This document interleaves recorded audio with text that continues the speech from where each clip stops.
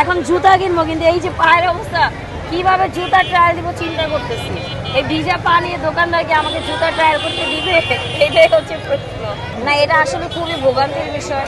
Market কমিটির এমন একটা স্টেপ নেওয়া দরকার ছিল যাতে মানুষ আসলে কষ্ট কম হয়, কারণ ঈদের সময় মানুষ আসবে, একটা দুইটা না, শত শত মানুষ আসবে, এটা তো একটা ভোগান্তি। বৃষ্টিটা হঠাৎ করে এসে পুরো পরিবেশটা একদম জঘন্য করে দিচ্ছে, মানে মার্কেটে আসাটাই ভুল হয়ে গেছে। সারাদিন রোজা রেখে কেন যে মার্কেটে আসছে এখন সেটা চিন্তা করতেছি, যে আসাটা আসলে ঠিক হয় নাই।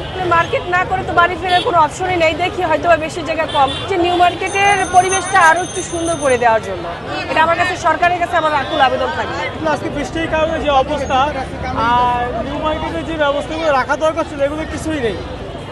এই যে পানি কাদার জন্য যে অবস্থা খুবই খারাপ। ভোগান্তি অবশ্যই সাধারণ মানুষ, আমাদের মতো মধ্যবিত্ত সাধারণ মানুষের ভোগান্তি থাকবে না।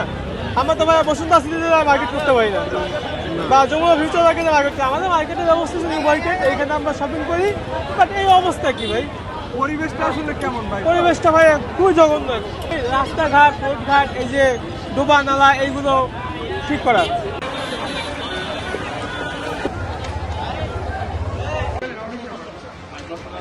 অনেক ভোগান্তিতে আর কি ভুগতেছি, যে বৃষ্টি হচ্ছে, বৃষ্টির ভিতরে প্রায় আটকা ছিলাম এলিফ্যান্ট রোডে।